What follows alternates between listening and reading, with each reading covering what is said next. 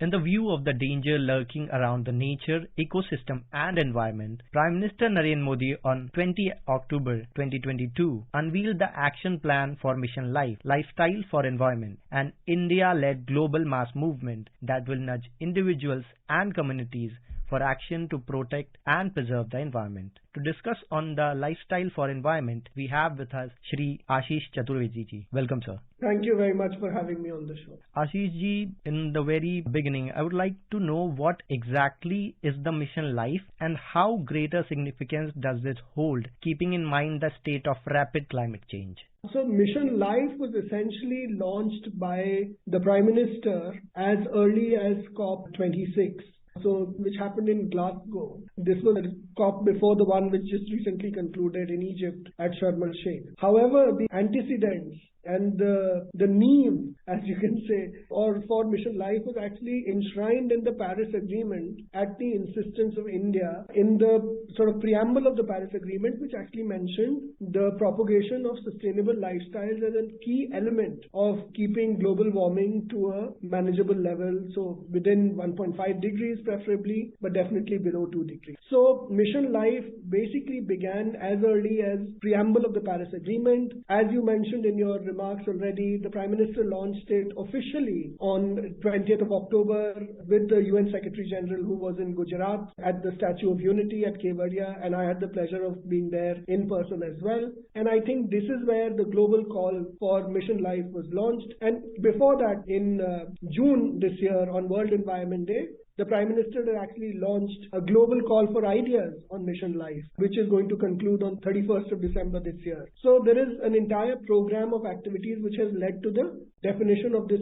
program called Mission Life. What it essentially contains is this idea of getting as much citizen participation as possible, because the Prime Minister has called for how individuals can actually drive climate action as well. It cannot be too distant from our individual choices. All our individual choices, from the kinds of things we eat, the way we move, the kind of clothes we wear, every individual consumption decision has an impact on the environment and also on the climate. And therefore, individual participation and the choices individuals make will have a significant impact on how the climate is affected. And this is essentially what is the crux behind the Mission Life. When we talk about that Mission Life is set to follow the participative approach, could you please elaborate more about it? How does it include the citizens in front in the playing role? India's had a tradition of living in harmony with nature. If you even look around you, and especially if you talk to people of sort of the generation of my mother or my grandmother, sort of they were living fairly well within the means,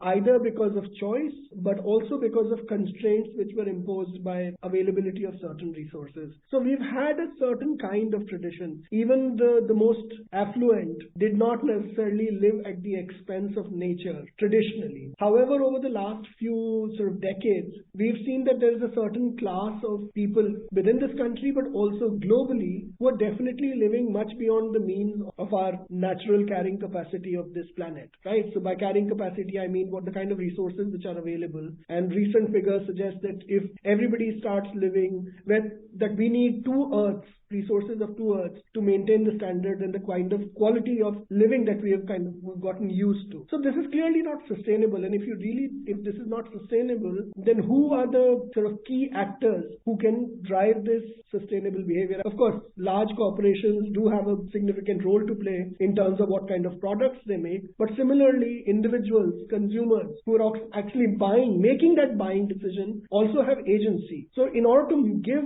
individuals the agency, the participatory power, it is good to kind of give a call for participation by all the consumers, individual consumers. And this is precisely what the Mission Life does. It gives a call, like a clarion call, to individuals from around the world to make strong, positive consumption choices, and to also get them to sort of acknowledge that their consumption decisions are actually going to have a significant impact on the sustainability of our planet. In order to make it more participatory, this is where the idea competition, which has been launched on World Environment Day in 2022, it's basically looking for how to enhance community participation, individual participation, by either giving them some incentives or by giving them nudges, or maybe on occasions through policy push as well. I would like to state a fact here that India, if I'm not wrong, constitute around 17% of the world's population, but India's contribution to global carbon emissions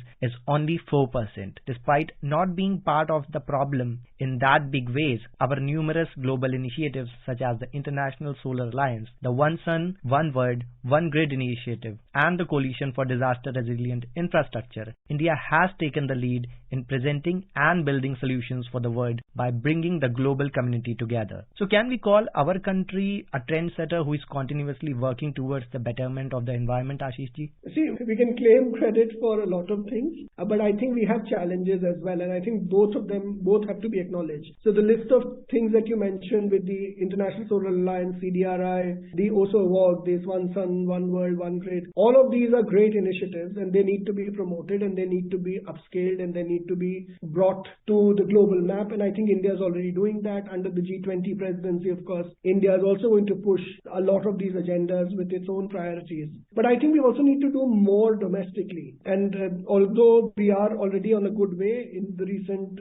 ratings, the Climate Action Tracker ratings also mention India in the top 3 or 5. I don't remember exactly the number, but India is doing fairly well. But we can do more. And of course, we don't have to do more just to please the rest of the world. I think it is in our own interest to scale up some of these initiatives. And I think life is a great example. We have substantive portions of our own populations which are living quite unsustainably. And of course, that number in percentage terms might be small, but in absolute numbers, because of the size of our population, those numbers can actually get quite inflated as well. So I think we have to keep that at the back of our minds, that there is enough and more of a constituency within our own country, which should also be kind of pushing this agenda of sustainable lifestyles. And if you look around you, you know who these people are. In large cities, in sort of smaller towns, you can see really sort of wasteful consumption of different kinds. And also the new generation seems to be also adopting some of these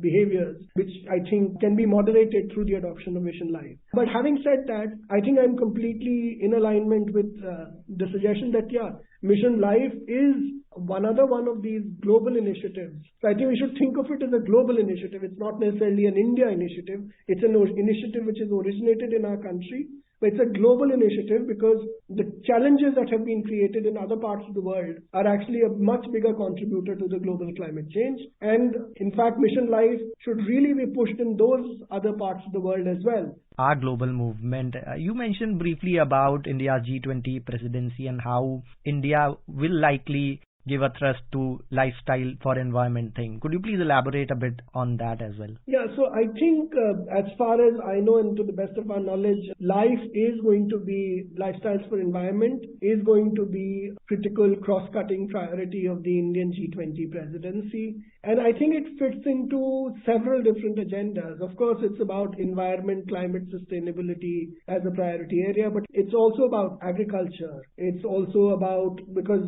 the kind of food we eat, the kind of energy choices, so it's definitely a part of the energy transition working group that is part of the G20. It's definitely a developmental priority because Mission Life would cut across different kinds of economic sectors, but also about social indicators, about the environmental indicators as well. So I think it's going to feature quite broadly in the agenda of India's G20 presidency. And I think it remains to be seen how it is received by different parts of the G20, different countries which are a part of the G20. But I believe that it has great potential for arriving at some kind of collective positioning on how we work with our populations who seem to believe that governments are not doing enough on climate change. So I think it's basically about getting citizen participation. It's also making citizens a critical actor on climate action and not only about sort of recipients.